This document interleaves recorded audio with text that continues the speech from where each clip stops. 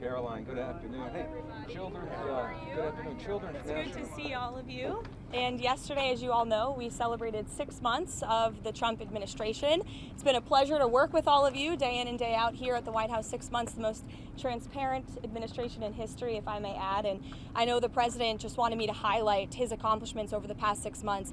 As you all remember, because you all covered it on the campaign trail, the president really promised the American people many things, but at the top of that list was to defeat the Biden inflation crisis and to secure our border and our homeland. And I think you've all seen in 6 months' time, the president has delivered on those two core campaign promises. Inflation is now running at a 2.1% annual rate.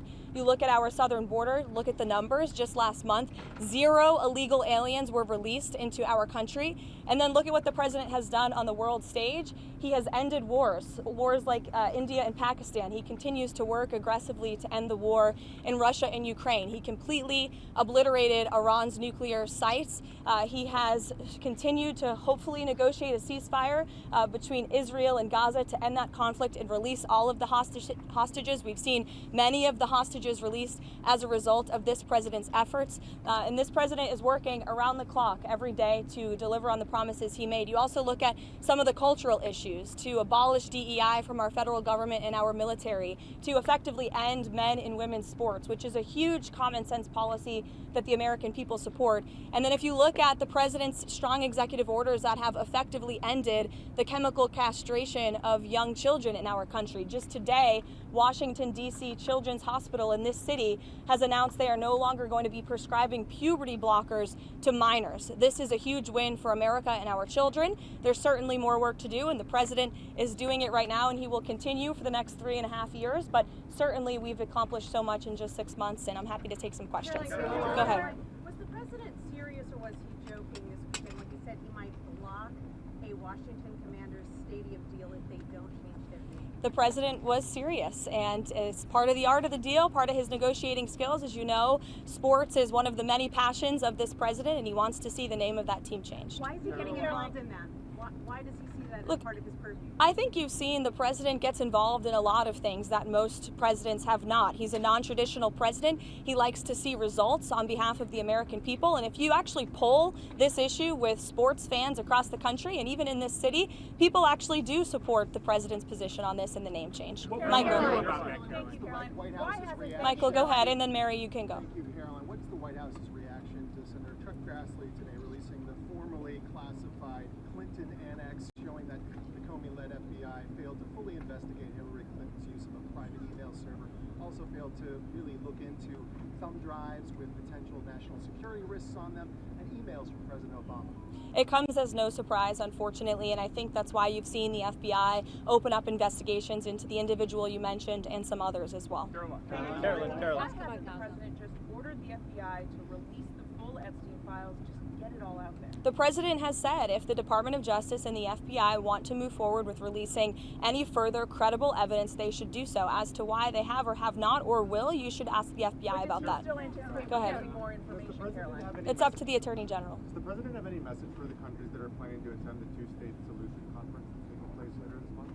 I'm not quite sure he has a particular message for those countries. I think the president's message on this conflict we've seen in the Middle East taking place for far too long that has become quite brutal, especially in recent days. You've seen reports of more people dying. The president never likes to see that. He wants the killing to end, and he wants to negotiate a ceasefire in this region. He wants to see all of the hostages released from Gaza. That has been a top priority for this president. Within this 6 months, we have seen many of the hostages released, including the last living American hostage, Edon Alexander, which was a result of this administration's diplomatic efforts and approach to ending this conflict. And again, this is another conflict that the president inherited from the previous administration, who was so weak and incompetent, it led to so much chaos and death around the world, but this president is focused on solving it.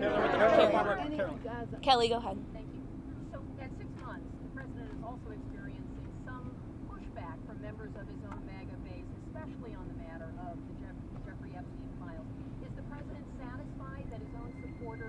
are not heeding his call to let it go and to move on?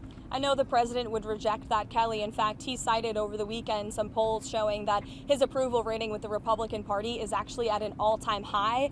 He's polling 90 to 95% amongst Republicans right now. That's higher than any Republican president or any leader of this party ever. The president is the creator and the leader of the Make America Great Again movement. It's his baby that he made, and he knows what his supporters want. It's transparency, and he has given them that on all accounts when it comes to everything this administration has done, especially when it just comes to the president himself, taking questions from all of you and the press corps on a near daily basis, multiple times a week. No question is off limits here at this White House, not just for the president, but myself as well. Kelly. Again, as I just answered, the president has told the attorney general and the FBI director to release any credible evidence that they find, and he also signaled to them over the weekend to move forward with unsealing the grand jury documents that were under seal by various judges across the country, and I believe the attorney general has taken the proper legal action to do that. Kelly. You mentioned there also Israel seen stepping up some attacks in Gaza. Has the president expressed his frustration with Netanyahu, and how does this impact the ceasefire negotiation? Well, look, the president enjoys a good working relationship with Prime Minister Bibi Netanyahu and stays in frequent communication with him. He was caught off guard by the bombing in Syria and also the bombing of a Catholic church in Gaza, which, as you know, I addressed at my briefing last week. And in both accounts, the president quickly called the prime minister to rectify those situations. And we saw Secretary Rubio intervene when it came to Syria. We saw a de-escalation there. And as for the bombing of the Catholic church in Gaza, the prime minister did put out a statement saying this was an accident and they deeply regretted that action on behalf of the state of Israel, following his conversation with the president. Jordan. Has the White House taken a position on Maria Salazar's work visa bill, and ideally, what does the president want to see with a work program for aliens? Again, I know you asked me about that last week, and I regret to inform you my answer remains the same. I don't think that's the focus of the White House right now in terms of legislative priorities, but certainly I promise you we'll get a readout on the bill. But as I reiterated to you before, the president does not support amnesty for illegal alien criminals, and I think the tragic circumstance that took place in New York City this past weekend underscores the priority of this president to secure our homeland and to deport illegal alien criminals and public safety threats from our country and our community. That's this president's priority right now. That in the last several months, Americans have become more hesitant about President Trump's different ways that he's been conducting immigration. They think that it's going too far. Is the White House going to limit any ways that it is enforcing immigration across the country? I think the Trump administration is going to continue to focus on removing public safety threats and illegal alien criminals from sanctuary cities. The president himself has said that's the priority for him in this administration, which the vast majority of Americans do still support, removing illegal, heinous criminals from their communities. And ultimately, the best poll that was ever taken was on November 5th, when nearly 80 million Americans voted to re-elect this president, largely because of his immigration policies, and we've seen they've been a resounding success. Again, 0 illegal aliens were released into the country last month. That's a good thing for all of us standing here and for Americans across the country. Karoline, there are reports that President Trump or that FBI agents going through the Epstein files were told to flag President Trump's name if it came up. Is that something the president was aware of, or something that he directed those agents or the Department of Justice to do? I don't believe that's something the White House was aware of. You'd have to ask the FBI. Karoline, is President Trump satisfied with how aid's being distributed in Gaza right now? Look, the president is the reason that aid is even being distributed in Gaza at all. He wants to see this done in a peaceful manner where more lives are not being lost.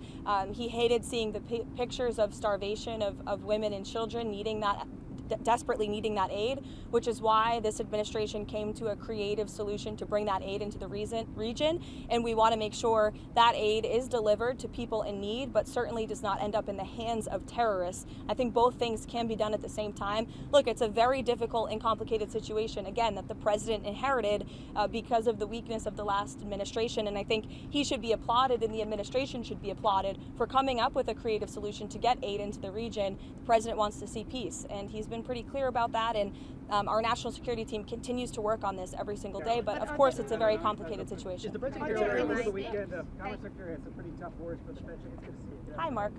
You're sneaking in back there. I know. I wish I was taller. The Commerce Secretary over the weekend had some pretty tough words for the Federal Reserve Chairman. The White House has kind of sent some mixed messages whether or not his job is safe or not. Will Powell be allowed to finish his term as Federal Reserve Chairman or not? Look, Mark, the president talked about this and answered these questions for you pretty extensively in the Oval Office. He has no plans to fire the Fed chair, but he has been very transparent in expressing his displeasure with Jerome Powell's management of the Fed and also his policies. And the president is right, by the way. He's been saying this for a while, but finally, economists and experts are agreeing with him that Jerome Powell should cut interest rates. If you look at our country, by every economic metric right now, it is booming. Look at the trillions of dollars the president has brought in foreign investments. Look at inflation, like I said, continues to go down. He's basically defeated it in just 6 months. If you look at the massive deregulatory campaign this administration has lost, look at the cost of goods. The cost of oil is down 20%. We've added 700,000 jobs to the economy in just 6 months. The manufacturing sector is ticking up again. By all accounts, this is a good economy. In fact, the Wall Street Journal, wherever you are, did in fact give credit for that today. They said that the economy has its swagger back, which is one way to put it, but I think that it's true. And I think that the Fed chair needs to lower interest rates. The president is right about that. And finally, people are catching up to the president on that. Brian, go ahead. Has the president shared any additional thoughts on privatizing the TSA? Privatizing the TSA. I haven't heard him talk about that, but perhaps it would be a good idea. I think we can all agree there's a little bit of bureaucracy when you move through an airport, but I'll get with the president, or perhaps you can ask him yourself next time, Brian. Caroline, go ahead. The Congressional Budget Office released updated estimates today about the Big Beautiful Bill now that it's law. They estimate that the deficit will grow by $3.4 trillion by 2034, and that 10 million people will lose health coverage by 2034. I know you guys are critical of the CBO.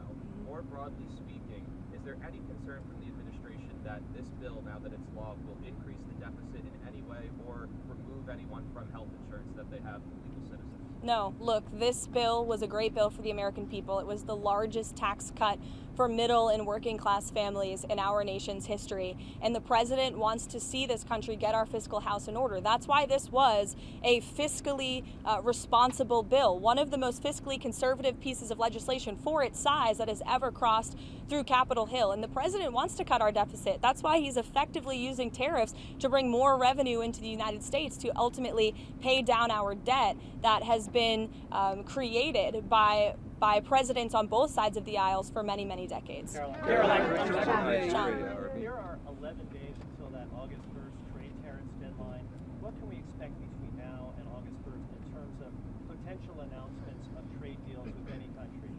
Look, I can tell you the trade team and the president himself continue to be very engaged with countries around the world when it comes to our trade agreements. You have the president of the Philippines who will be visiting the White House tomorrow. Perhaps this will be a topic of discussion. You will all see for yourselves in the Oval Office, as you always do. But the August 1st deadline is just really the start date for when the United States of America will begin collecting this revenue from all of the countries around the world who the president has sent these letters to. You could see some more letters before August 1st, John. You could have some more trade announcements as well. I can tell you the President, Secretary of Treasury, Secretary of Commerce, Ambassador Greer all continue to be in constant communication with our trading partners.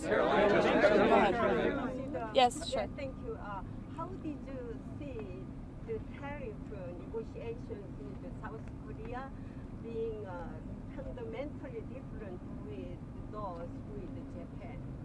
I can check in on the status of the South Korean trade talks for you. Special envoy